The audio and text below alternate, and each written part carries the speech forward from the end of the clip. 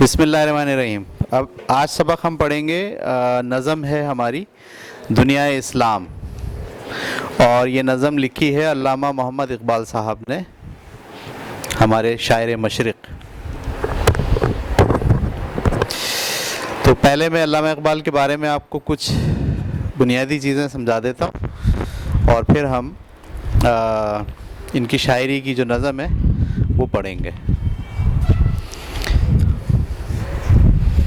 1877 میں پیدا ہوئے اور 1938 میں ان کا انتقال ہوا۔ شیخ محمد اقبال سیالکوٹ میں پیدا ہوئے۔ والد کا نام شیخ نور محمد تھا۔ سیالکوٹ سے ایف اے پاس کیا، گورنمنٹ کالج لاہور سے ایم اے کیا، انگلستان سے بیرسٹری اور جرمن کی ہائیڈل برگ یونیورسٹی سے پی ایچ ڈی کی ڈگریاں حاصل کی۔ واپسی پر لاہور میں سکونت اختیار کر لی اور بیرسٹری کا پیشہ اپنایا۔ بیرسٹری کسے کہتے ہیں؟ وکالت کو کہتے ہیں، ٹھیک ہے، وکیل بنے۔ تو کتابوں کے نام ہیں بانگ درا، ضرب کلیم، بال جبریل اور ارمغان حجاز۔ ان کے اردو کلام پر مشتمل ہیں۔ مغربی علوم سے کما حقہ آگہی کے ساتھ مشرقی علوم، قرآن، سیرت اور تاریخ اسلام کے گہرے مطالعے نے ان کے میدان فکر کو اتنی وسعت بخشی تھی کہ جس کا احاطہ ممکن نہیں۔ اقبال نہ صرف ایک اچھے قانون دان، سیاستدان، صوفی، تحریک پاکستان کی اہم شخصیت، بلکہ پاکستان کے قومی شاعر بھی ہیں۔ پہلے وطن دوستی اور بعد میں ملت دوستی اور یہیں سے انسان دوستی ان کی شاعری کے اہم موضوعات ہیں۔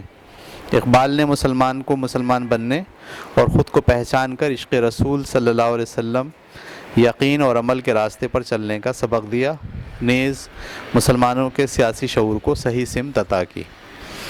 تو تعلیمی جو علمی صلاحیت ہے اقبال کی، اسے آپ کو اچھے طریقے سے سمجھنا چاہیے۔ اقبال ہمارے ہاں ایک شاعر کے طور پر مشہور ہیں، شاعر مشرق کہتے ہیں ہم انہیں۔ اس کے علاوہ وہ ایک فلسفی بھی تھے، ٹھیک ہے۔ انہوں نے جو پی ایچ ڈی کی ہے جرمنی کی ہائیڈبرگ یونیورسٹی سے، اس میں انہوں نے فلسفے میں پی ایچ ڈی کیا ہے۔ پی ایچ ڈی کرنے کا کیا مطلب ہوتا ہے؟ آپ کسی علم میں کوئی نئی تحقیق کرتے ہیں، ٹھیک ہے۔ کسی علم کے اندر اگر آپ نے کوئی نئی بات نکالی ہے جس کو ساری دنیا نے مانا ہے کہ ہاں یہ بات بالکل صحیح کہی ہے آپ نے، تو پھر اس بنیاد پر آپ کو ڈگری ملتی ہے پی ایچ ڈی کی۔ تو فلسفے میں انہوں نے بھی ایک نئے سوچ کا رواج کیا اور ایک نئی بات نکالی۔ وہ تفصیل اس وقت میں آپ کو نہیں بتا سکتا کیا ہے۔ تو اس طرح انہیں جرمنی کی یونیورسٹی سے پی ایچ ڈی کرنے کا موقع ملا۔ اس کے علاوہ اسلام پر، خاص طور پر تاریخ اسلام پر، یعنی محمد صلی اللہ علیہ وسلم سے لے کے آج تک جتنا تاریخ گزری مسلمانوں کی، اقبال کا اس تاریخ کے اوپر بڑا گہرا مطالعہ ہے، ٹھیک ہے۔ اور روزگار کے لیے آپ نے وکالت کو اپنا پیشہ بنایا، بیرسٹری، ٹھیک ہے، وکیل تھے اور اچھے جانے پہچانے وکیل تھے۔ اس کے علاوہ سیاست میں حصہ لیا 1906 کے اندر، جو مسلم لیگ بنی، ٹھیک ہے۔ تو اس میں یہ شامل ہوئے، بعد میں اس کے صدر بھی بن گئے، اور انہی کی کوششوں سے قائد اعظم محمد علی جناح مسلم لیگ کا حصہ بنے، ٹھیک ہے۔ تو یہ بڑا پورا تصور ہے۔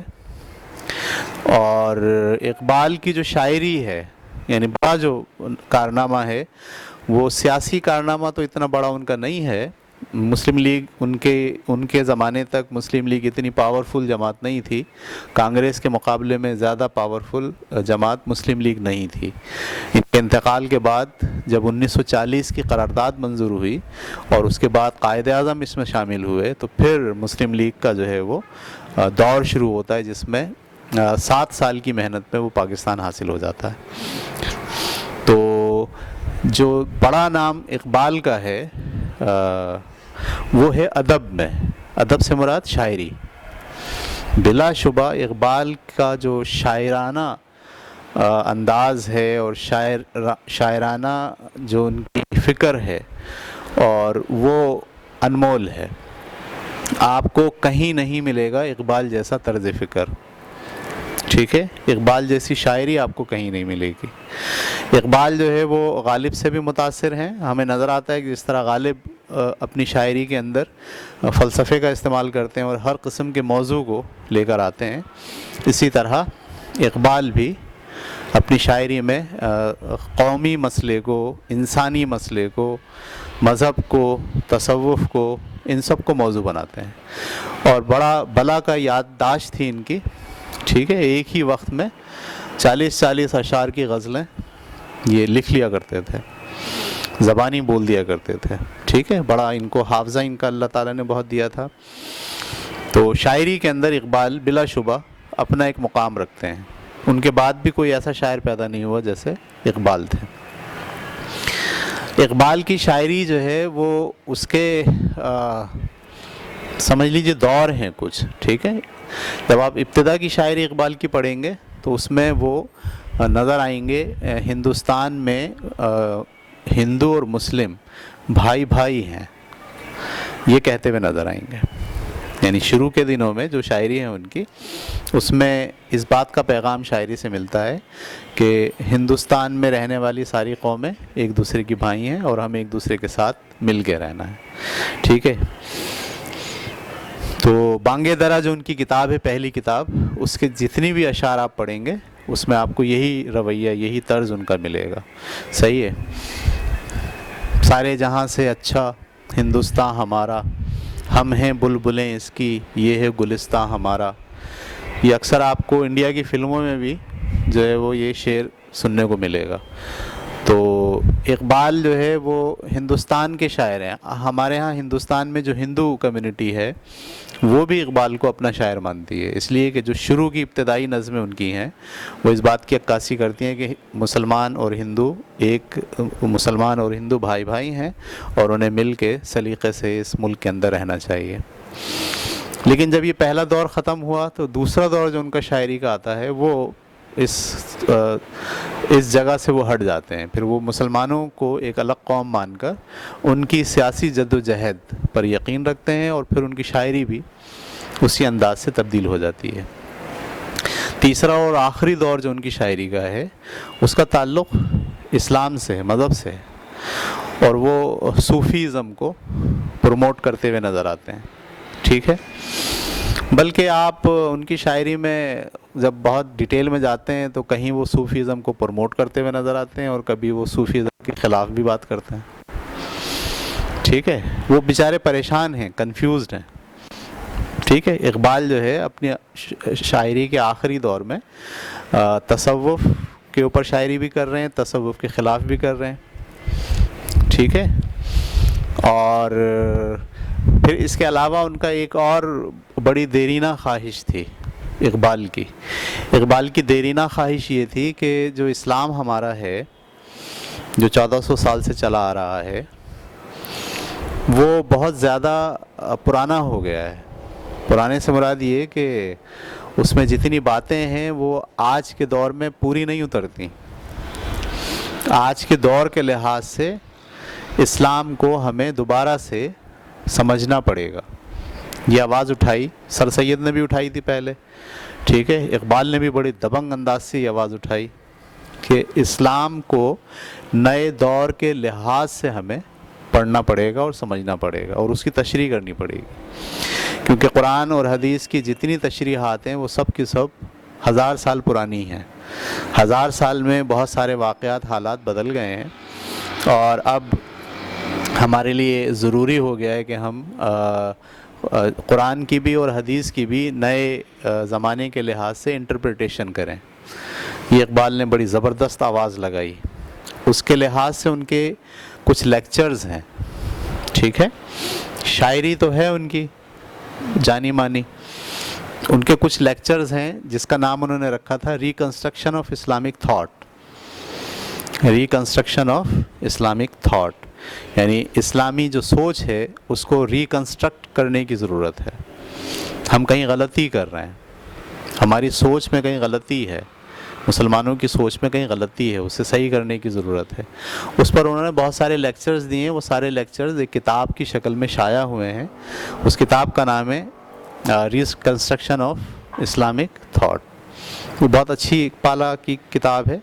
اس میں آپ کو اقبال کا یہ جو کنفیوژن ہے مذہب کے متعلق کہ یار یہ مذہب ہے تو بڑا زبردست ہمارا، لیکن موجودہ دور کے مسلمان جو ہے وہ اس کو فالو نہیں کر رہے، اس کو مینیج نہیں کر پا رہے، اس میں کہاں غلطی ہے، وہ اس پر بڑے فکر مند ہوتے ہیں، اور یہ کہتے ہیں کہ ہم میں سے چند لوگ ایسے کھڑے ہوں جو پورے مذہب کو نئے زمانے کے لحاظ سے دیکھیں، غور کریں۔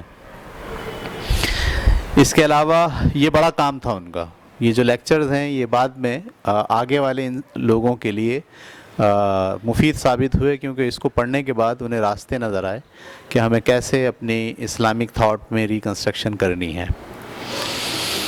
اس کے علاوہ اقبال نے بہت سارے خطوط لکھے ہیں، ٹھیک ہے، خط لکھے ہیں۔ وہ خط جو ہے جتنے لوگوں کو وہ خط لکھتے تھے وہ سارے خط کسی ایک آدمی نے جمع کر دیے ہیں، تو جمع ہو کے 3 اتنی موٹی موٹی کتابیں بن گئی ہیں۔ اتنے خط لکھے انہوں نے کہ وہ 3 اتنی موٹی موٹی کتابیں بن گئی جن کا نام ہے مکاتب اقبال، ٹھیک ہے۔ تو جب آپ اقبال کو پڑھنا چاہیں گے، اس کو سمجھنا چاہیں گے، تو آپ کو یہ والی کتاب بھی لازمی پڑھنی پڑے گی، اس لیے کہ مکاتب اقبال سے آپ کو اقبال روزانہ کیا سوچتے ہیں، ٹھیک ہے، وہ کیسے لوگوں سے بات کر رہے ہیں، کن موضوعات پر ان کی زندگی گزر رہی ہے، کیا اختلافی مسائل ہیں جو وہ بحث کر رہے ہیں لوگوں کے ساتھ، اس کو سمجھنے میں آپ کو آسانی ملتی ہے۔ مکاتب اقبال کے مطالعے سے آپ کے لیے ان کی شاعری کو سمجھنا آسان ہو جاتا ہے۔ اگر آپ صرف شاعری پڑھیں گے تو شاید آپ کو اتنا اچھا طریقے سے سمجھ میں نہیں ہے۔ اقبال کی شاعری مشکل شاعری ہے، آسان نہیں ہے، سیدھی سیدھی شاعری نہیں ہے۔ ان کی شاعری جو ہے وہ والی نہیں ہے عشق مجازی پہ کہ کسی عورت کے اوپر شعر لکھ دیے، محبت پہ شعر لکھ دیے، ٹھیک ہے۔ ان کی شاعری زیادہ تر قوم کے لیے، وطن کے لیے، ملت کے لیے، ٹھیک ہے، اور کسی فلسفے پر بات ہو رہی ہے، تصوف پہ بات ہو رہی ہے، خدا کی آگاہی پر بات ہو رہی ہے، تاریخ پر بات ہو رہی ہے بہت زیادہ، ٹھیک ہے۔ اور ہمارے ہاں جو نظریات ہیں، مثال کے طور پر جنت ہے، دوزخ ہے، ٹھیک ہے، قیامت ہے، اس طرح کے نظریات پہ شاعری انہوں نے کی ہے۔ تو شاعری کا جو کینوس ہے اقبال کا وہ بہت بڑا ہے، ٹھیک ہے۔ وہ پورا ایک انسان کی جیسے تربیت ہو رہی ہے، جیسے پرورش ہو رہی ہے، جیسے وہ عمر کے مختلف حصوں میں جا رہا ہے، آپ کو اقبال کی شاعری میں وہ سارے رنگ ملیں گے۔ صحیح، جوانی کی شاعری دیکھیں گے تو اس میں آپ کو یہ بھی ملے گا کہ انہوں نے کسی حسین خاتون کے لیے بھی جو ہے شاعری کی ہے، انہوں نے مناظر کی شاعری کی ہے، انہوں نے مختلف قسم کی جو منظر کشی ہے اس پر شاعری کی ہے۔ لیکن جیسے جیسے وہ عمر میں بڑے ہوتے جا رہے ہیں ویسے ویسے ان کی شاعری سے یہ والا ایلیمنٹ ختم ہو رہا ہے، اور وہ قومیت کی طرف آ گئے، سیاست کی طرف آ گئے، ملت کی طرف آ گئے، پھر آخری عمر میں وہ صوفیزم کی طرف آ گئے، اور صوفیزم کو بھی انہوں نے ایسے ہی قبول نہیں کیا جیسے کہ صوفیزم دنیا میں موجود ہے، بلکہ اس پر انہوں نے بہت تنقیدیں بھی کی ہیں۔ ان کے فارسی کلام، اردو کلام تو ہماری نظروں سے گزرتا ہے بہت، انہوں نے فارسی کے اندر بھی بہت جو ہے وہ شاعری کی ہے۔ تو فارسی کے اندر جو ان کا کلام ہے اسرار خودی، ان کی پوری کتاب ہے اسرار خودی، ٹھیک ہے۔ میں بھی خودی پر بھی بات کرتا ہوں آپ کے سامنے۔ فارسی کلام کے اندر اسرار خودی بہت بڑا ان کا کارنامہ ہے۔ پھر اس کے بعد انہوں نے ایک اور کتاب لکھی، ایک اور شاعری کی نظموں کا مجموعہ ہے رموز بے خودی۔ یہ دونوں کتابیں صوفیزم پر ان کا کام ہے، جو کبھی وہ رد کرتے ہوئے نظر آتے ہیں، کبھی وہ اس کے حق میں دلائل دیتے ہیں، ٹھیک ہے۔ مولانا رومی کو وہ اپنا غائبانہ استاد مانتے ہیں، صحیح۔ مولانا رومی جو آج سے 800 سال پہلے، 1000 سال پہلے گزرے ہیں، ان کو وہ اپنا غائبانہ رہنما مانتے ہیں۔ مولانا رومی نے بھی ایک شاعری کی کتاب لکھی ہے، صحیح ہے، حکایات رومی کے نام سے، ٹھیک ہے، تو وہ فارسی میں ہے۔ تو علامہ اقبال نے اس کا بہت ڈیٹیل میں مطالعہ کیا، اور مطالعہ کر کے وہ مولانا رومی کو اپنا استاد تسلیم کر کے پھر انہی کے خیالات کی عکاسی ان کی شاعری میں نظر آتی ہے۔ تو یہ فارسی کا کلام بہت امپورٹنٹ ہے. اس کے علاوہ جو فلسفہ اقبال نے دیا بنیادی طور پر وہ ہے خودی کا فلسفہ. ٹھیک ہے. اقبال کا اگر آپ پی ایچ ڈی کا کام دیکھیں گے کہ اس نے فلسفے میں جو پی ایچ ڈی کیا ہے تو انہوں نے کس چیز پہ زور دیا ہے, تو وہ ہے خودی کا فلسفہ. خودی کا مطلب اپنی ذات کو پہچانیے. یعنی پورا فوکس ان کا یہ ہے کہ انسان اپنے آپ کو کمتر سمجھتا ہے وہ کمتر نہیں بلکہ ہے وہ بہت اسٹرانگ, لیکن انسان اپنے آپ کو سمجھ نہیں پاتا, اس کی وجہ سے اس کی صلاحیتیں ڈیمیج ہو جاتی ہیں اور وہ زندگی میں کوئی کارنامہ انجام نہیں دے پاتا. تو انہوں نے زور دیا کہ انسان اپنے آپ کو سمجھے. ٹھیک ہے. پھر اس کے انہوں نے پیرامیٹرز بیان کیے کہ کیا کیا چیزیں ایسی ہوں گی جو اس کو اختیار کرنی ہوں گی, کیا چیزیں ایسی ہوں گی جو اسے چھوڑنی ہوں گی. تو اس میں اختیار کرنے کے لیے انہوں نے عشق کو بنیاد بنایا. عشق کا مطلب کیا ہوتا ہے؟ کوئی دھن آپ پر سوار ہو جائے. ٹھیک ہے. ایک عشق کا مطلب تو ہم عام زندگی میں لیتے ہیں, کسی لڑکی کو کسی لڑکے سے عشق ہو گیا, کسی لڑکے کو کسی لڑکی سے عشق ہو گیا. اقبال عشق کا مطلب یہ نہیں لیتے, بلکہ وہ یہ لیتے ہیں کہ کوئی بھی ایسی چیز جو آپ کے اوپر سوار ہو جائے دھن کی شکل میں, اور صبح شام اٹھتے بیٹھتے بس آپ پر وہی سوار رہے اور اس کے حل میں آپ اپنی زندگی کھپا دیں, تو اس کو وہ کہتے ہیں عشق. تو اقبال کا کہنا یہ ہے کہ اگر آپ خود ہی کو جاننا چاہتے ہیں اپنی, تو آپ کو سب سے پہلے کیا کرنا پڑے گا؟ عشق کرنا پڑے گا. ٹھیک ہے. عشق کا مطلب آپ کو اپنے اندر کسی خاص ڈائریکشن میں وہ لگن پیدا کرنی ہوگی. ٹھیک ہے. خود ہی کو کر بلند اتنا کہ ہر تقدیر سے پہلے خدا بندے سے خود پوچھے بتا تیری رضا کیا ہے. یہ شعر لکھا انہوں نے. یعنی آپ اپنے آپ کو اتنا بلند کر لیں, اتنا اسٹرانگ کر لیں کہ اللہ تعالیٰ بھی آپ کو آپ کی قسمت لکھنے سے پہلے آپ سے پوچھے ہاں بھائی کیا چاہتے ہو. ایسے یہ ہے شعر کا دم. ٹھیک ہے. اور نہیں تیرا نشیمن قصر سلطانی کے گنبد پر, تو شاہین ہے بسیرا کر پہاڑوں کی چٹانوں پر. یہ بھی ایک شعر ہے بڑا مشہور ان کا. ٹھیک ہے. یعنی خودی کے باب میں وہ یہ چاہتے ہیں کہ جو مسلمان ہے وہ اپنی خودی کو پہچانے, اپنے آپ کو پہچانے, اور جو منصب اللہ تعالیٰ نے اس کو دیا ہے. اللہ تعالیٰ نے کیا منصب دیا؟ اللہ تعالیٰ نے اس کو اپنا خلیفہ مقرر کیا ہے زمین کے اوپر. ٹھیک ہے. اللہ تعالیٰ اس کو اپنا نائب بتا رہا ہے زمین کے اوپر, اور انسان جو ہے وہ اپنے آپ کو سمجھ ہی نہیں رہا, وہ اپنے آپ کو بھیڑ سمجھ رہا ہے, وہ اپنے آپ کو جو ہے وہ جانوروں کی سطح پہ لے آیا ہے. اور خاص طور پر مسلمان جو ہے وہ بالکل ہی پیچھے ہو گئے ساری دنیا میں. تو اس کا ان کا بڑا زور رہا, انہوں نے اپنے فلسفے میں یہی بات پیش کی ہے. تو عشق کو بنیاد بنایا ہے. ٹھیک ہے.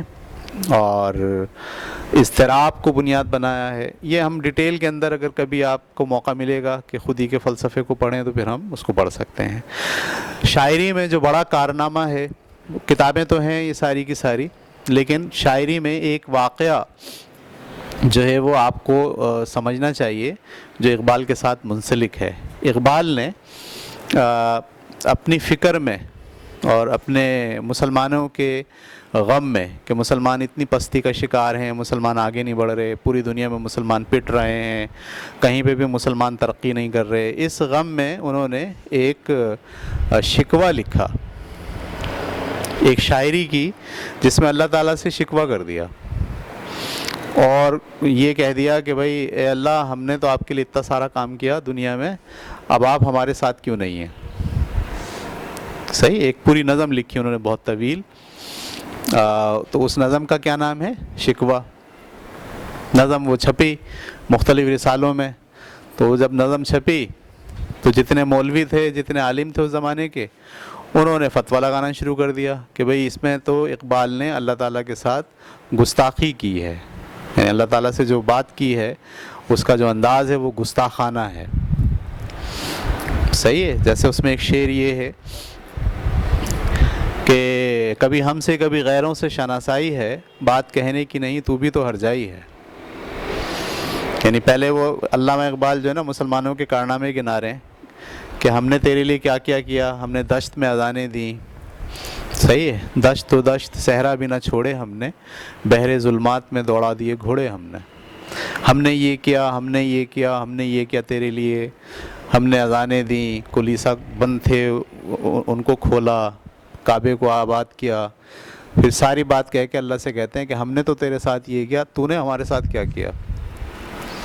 ایسے مخاطب ہوتے ہیں اللہ تعالیٰ کے ساتھ, ٹھیک ہے, کہ تو یعنی اب تو ہمارا دلدار نہیں ہے, کبھی ہم سے کبھی غیروں سے شناسائی ہے, بات کہنے کی نہیں, تو بھی تو ہر جائی ہے. اس طرح کے شعر اس میں آئے. تو جو علماء کرام تھے, مولوی تھے اس زمانے کے, انہوں نے خوب شور پیٹنا شروع کر دیا کہ اقبال جو ہے وہ کافر ہو گیا, اس نے اللہ تعالیٰ کے ساتھ جو ہے اس طرح کا مکالمہ کیا ہے جو کسی بھی مسلمان کو زیب نہیں دیتا. ٹھیک ہے, یہ ایک بڑا واقعہ ہے ان کی زندگی کا. پھر اقبال نے ایک اور شاعری کی, اس شاعری کا نام رکھا جواب شکوہ. کیا نام رکھا؟ جواب شکوہ. پھر انہوں نے ایک طویل نظم لکھی جس کا اسٹائل ایسا ہے جیسے جو شکوہ کیا تھا اقبال نے اس کا جواب اللہ تعالیٰ دے رہے ہیں, اور ہر شعر کا جواب ہے اس میں پیرالل. صحیح ہے, وہ بھی بڑی طویل نظم ہے. اس میں یہ بتا رہے ہیں اللہ تعالیٰ کہ بھائی جو تم ہو وہ کیا ہو, تم کچھ اور ہو, جو تم نے مجھے گنوایا ہے وہ تم نے نہیں کیا, وہ تمہارے باپ دادا نے کیا تھا. تو جب باپ دادا کر رہے تھے تو میں ان کے ساتھ تھا, اور جب تم نہیں کر رہے ہو تو میں تمہارے ساتھ نہیں ہوں. بلکہ اس میں اللہ تعالیٰ کہہ تو اقبال ہی رہے ہیں, لیکن اسٹائل کیا ہے کہ اللہ تعالیٰ کہہ رہے ہیں, اللہ تعالیٰ کہہ رہے ہیں کہ بھائی سارا قصور تمہارا ہے, قومیں ایسے نہیں چلتی. صحیح, فرقہ بندی ہے کہیں کہیں ذاتیں ہیں, کیا زمانے میں پنپنے کی یہی باتیں ہیں. ایسے شعر ہیں اس میں, اللہ تعالیٰ یہ کہہ رہے ہیں فرقہ بندی ہے کہیں ذاتیں ہیں, کیا زمانے میں پنپنے کی یہی باتیں ہیں. اور بہت ساری باتیں کر کے آخری شعر اس پہ اللہ تعالیٰ یوں ختم کرتے ہیں, کی محمد سے وفا تو نے تو ہم تیرے ہیں, یہ جہاں چیز ہے کیا لوح و قلم تیرے ہیں. اس شعر پہ ختم کرتے ہیں کہ اگر تم نے محمد سے وفا کی تو میں تمہارے ساتھ ہوں, محمد سے وفا نہیں کی تو میں تمہارے ساتھ نہیں ہوں. ٹھیک ہے, تو یہ دو نظمیں جو ہیں شکوہ اور جواب شکوہ, یہ اقبال کی زندگی کا ایک ٹریڈ مارک بن گئی ہیں. صحیح ہے, تو میں ہر سال اپنے کلاس میں بچوں کو پڑھاتا ہوں شکوہ جواب شکوہ. میں کوشش کروں گا کہ تیاری کروں اس کی, اور پھر کسی دن 1 گھنٹے کی کلاس میں شکوہ پڑھا دوں پورا, اور 1 گھنٹے کی کلاس میں جواب شکوہ پڑھا دوں پورا. لیکن آج ہم شکوہ اور جواب شکوہ نہیں پڑھیں گے, آج ہم ان کی نظم پڑھیں گے. ٹھیک ہے, یہ تھا تعارف.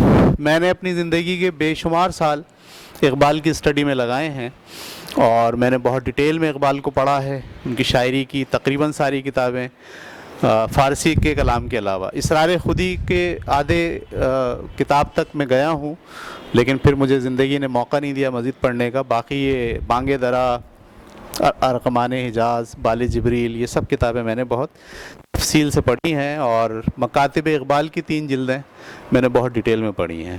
اور جو ان کی کتاب ہے ریکنسٹرکشن آف اسلامک تھاٹس, اس کو میں نے بہت ڈیٹیل میں پڑھا ہے. تو اقبال پر اللہ کا شکر ہے کہ میرا بڑا کام ہے. فلسفہ جب میں کر رہا تھا ایم اے, اس میں بھی میں نے ایک سبجیکٹ اپنا رکھا تھا اقبال کا فلسفہ, تو اس پہ بھی میرا کافی سارا کام ہے. تو ایک بڑے آدمی, بڑا نام ہماری تاریخ کے اندر گزرا اقبال, اور ہماری قوم کے بچوں کو اقبال کے بارے میں بہت جاننا ضروری ہے. یہ المیہ ہے کہ ہم نے اپنے بچوں کو اقبال نہیں پڑھایا, ہمیں اپنے بچوں کو اقبال پڑھانا چاہیے. ٹھیک ہے, لیکن بات یہ ہے کہ اقبال کو پڑھنے کے لیے جو لیول چاہیے مطالعے کا, وہ لیول جو ہے وہ بچوں کے پاس ہے نہیں. ٹھیک ہے, وہ مطالعہ کرتے نہیں, ان کو تاریخ کا پتہ نہیں ہے, جبکہ پوری شاعری آپ کی جو ہے وہ تاریخ کو ڈیفائن کر رہی ہوتی ہے. روکیے گا.